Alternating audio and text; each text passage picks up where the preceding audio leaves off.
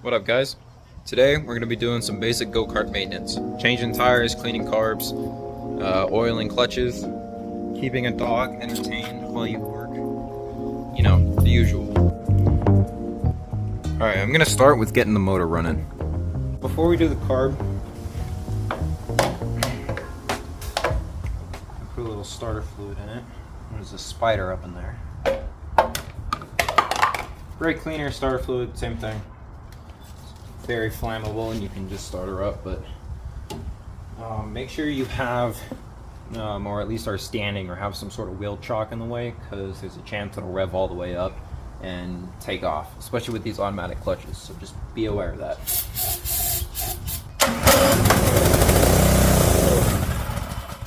Bam. She starts up.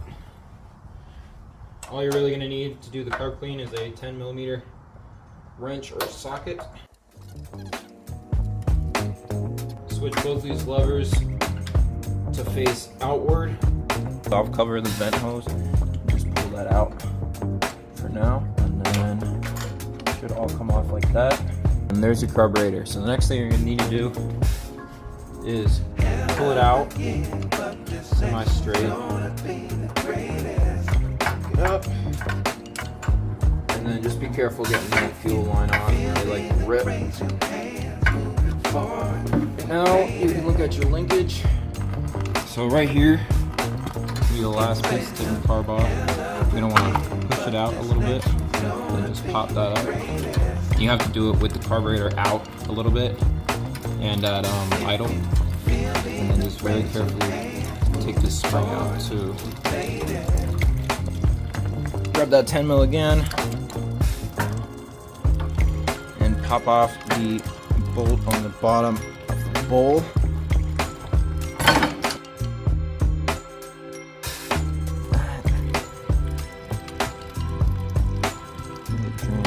Okay, that's not atrocious, and neither, I mean, this isn't great. It's definitely clogged, but you can see that's the main jet down here. While I have it apart, I'll just explain how it works real quick. In there, very hard to see, but you see that little piece of bronze coppery thing behind the butterfly valve right there. So that's connects to here, and that's basically a tube and a very small jet, and as air is sucked across it, it utilizes something called the Venturi effect, which is it creates negative suction in here, and then it'll suck fuel up and disperse it into there. It's very simple, but can be pretty picky. And then that's your gas shut-off valve, and then that leads into right here, which is automatic float cut-off so that it can't overflow and start draining everywhere. And then that's your choke butterfly valve, and that's your throttle butterfly valve, and that's pretty much it. You also have your idle adjust screw, and sometimes on some you'll also have air-fuel mixture adjustment screws on there, but a lot of times from the factory they'll come just straight plugged up. So enough talk, let me get that jet out. Just gonna want to grab a flathead screwdriver.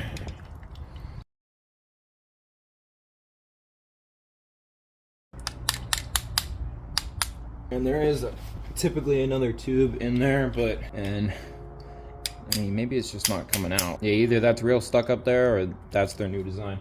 Here's the jet. As you can see, very clogged. Okay, that's not budging at all, so I'm gonna grab a pick of some sort and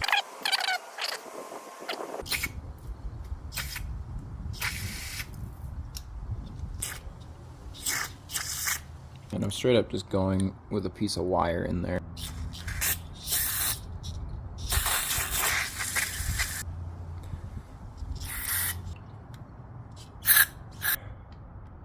That's what you want to see right down in there. Sorry, I'm so shaky. A lot of energy drinks today. Let's make sure that float valve is clean. Oh, there's the emulsion too. It was just stuck up in there. There. Facing this way.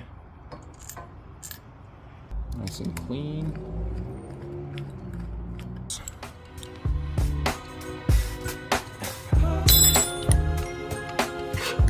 Put it halfway on. Push your linkage in. Take the tank off. There's 3 bolts.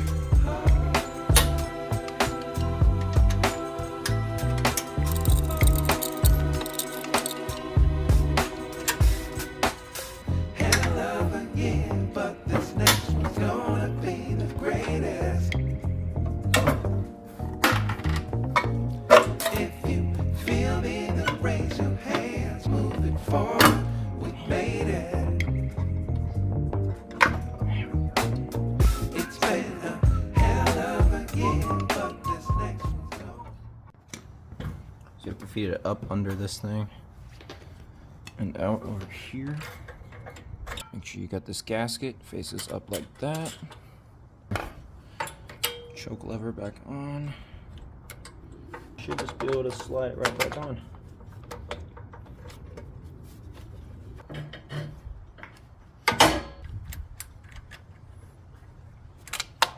Bruh. There we go. Alright. Make sure there's not too much crap on the filter. Doesn't look too bad.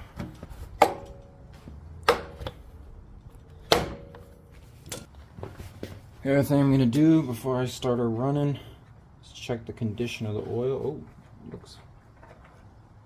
Oh, that's nice. That looks to be pretty much golden. The other thing I like to do on these motors, just because for whatever reason the linkage just likes to die and get stuck at full throttle, which is why it was taking off on me.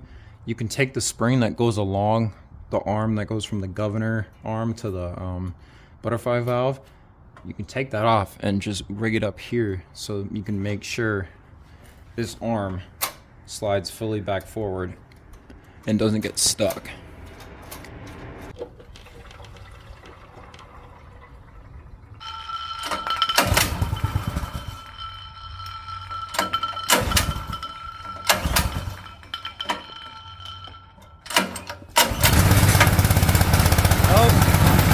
Just needed some throttle.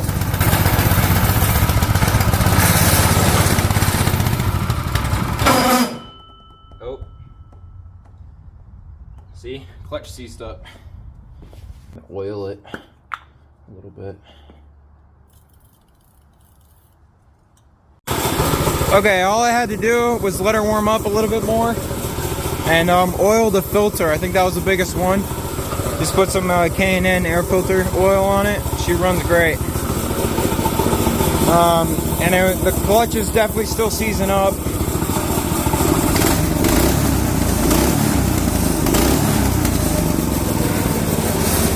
But she runs good. So I got all the wheels off. It's just a bunch of C-clips. A lot of the time, these will just have lug nuts that are either locking or it's a crown nut.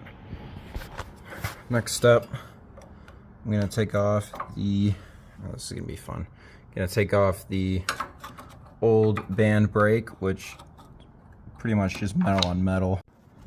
Alright, when it's this style clamp, just gotta loosen up this bolt on the top and it'll slide right out. Alright, the old one is out. That's pretty bad. That's pretty bad. Alright, that's off. I'm gonna sand down all of the little axles or spindle, whatever you want to call it, just so that the wheels go on easier, and then we're gonna change the tires. And then over here I've got it started with the kill switch wire. Just gonna have one of these run to this little offshoot right here, and the other one is gonna run to the ground. So we'll be able to have kill switch up by the steering wheel a little bit easier. All right, excuse me, damn. Here's everything that came in that little new band brake kit.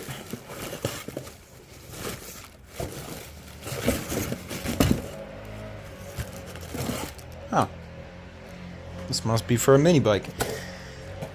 Hopefully that cable is semi-adaptable. It looks like a common. And a sticker. So looking at the new band brake kit, it looks like it's one of those ones for a mini bike where it actually uses the clutch as a drum. I like these designs a lot more. And so we're gonna have to find some bolts to fit in what would be the torque converter holes. And then that little shield goes over it. And then the fan goes around the clutch somewhat like this, and it'll just stop it. Have a little bit more stopping power. The problem is this clutch is absolutely done. I mean, it's rubbing on the inside, as you can hear it, and then you can pick it up. So that bushing is shot, but I'm gonna see if I can do anything about it. Alright, changing a tire. I'm gonna do the step and then do it on all 4 wheels. So if you're doing the tire and tube, you're gonna wanna start, make sure the bead is broken. So it'll come off the rim like that. If it's not coming off, one of the things I've used in the past is just big old piece of wood. Hit it real hard down there and should pop off. Keep going around and should be good. I've had tires that were so tough that I actually had to run them over with the truck on one side to get the bead off, but it looks like these will be relatively easy. Go in there, grab that edge, pop it up.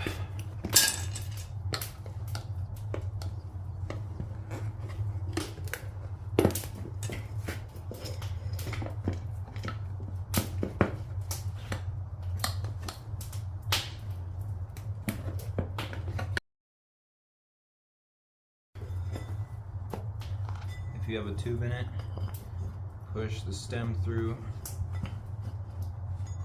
Go on the other side. Get it through and then pull the rim up like that.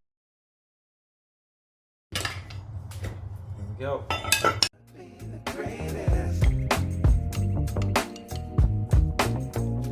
If you feel me, then raise your hands, move it forward.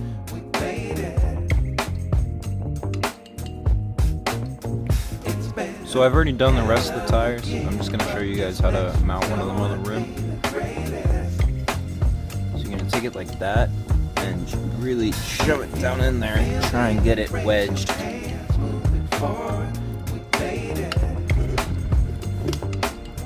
then just start working around the rim very carefully. And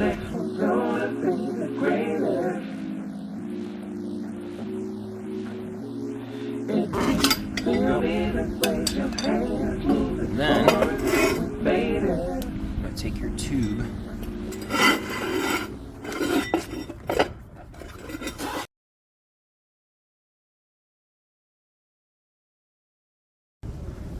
just work the tube over the rim.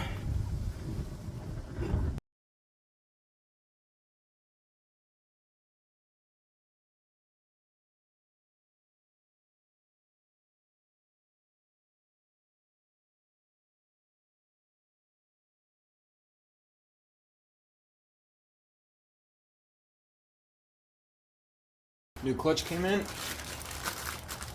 so we can start putting together the brakes. Nice.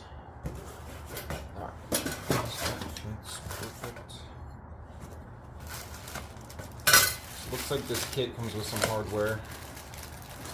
I mount it up, so these 2 larger bolts.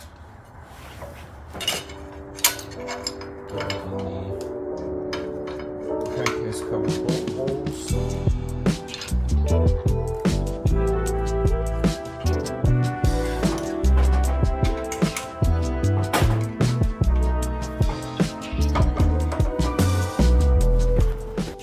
I thought this clutch came with set screws, but I guess it doesn't. So there's a hole in this plate right here.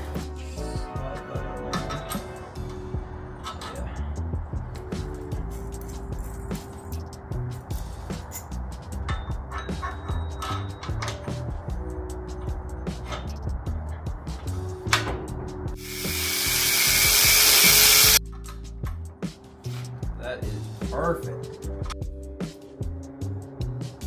You run it through the front, back one.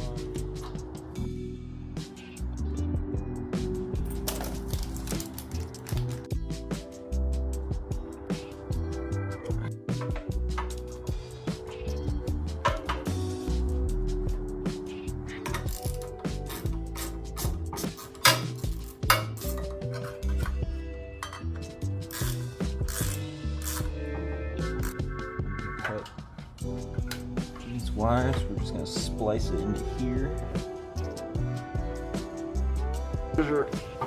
I forgot to put the spring back in here. I want to put a little spring so that it forces it to spring back open and doesn't cause too much unnecessary wear and tear.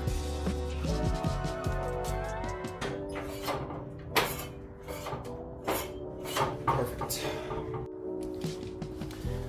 Take my ground and just hook it right there. She pretty much is good to go. Engine runs great. I got the, you know, as I saw, I did actually film that part. Got the brakes on. She's got oil in her, so just a few more things to do and she'll be out of here.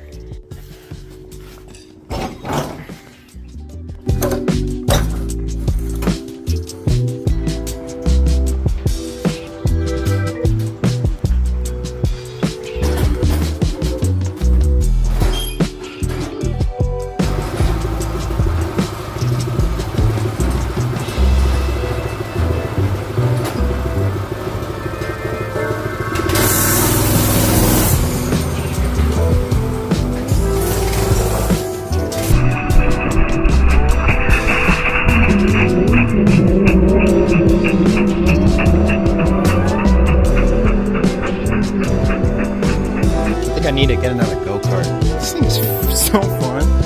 I had to stop driving it because I was already starting to tear up the brand new tires. I was just breaking them in. But dude, it's got like a top speed of like 18 maybe because it's governed and it's got a giant sprocket in the back.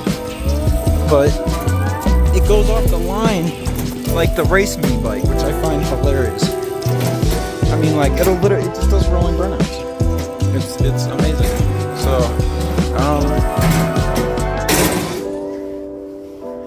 I'm pretty happy with that. Alright, so I might make a clip of wiring up the kill switch if I have time. This thing's going out tomorrow. I ended up with more time with it than I thought. But yeah, I'm pretty happy with that, and I think he will be too. Although it is for his son, and his son's pretty young, I think. Pretty sure. And that might be a little bit too fast, at least off the line.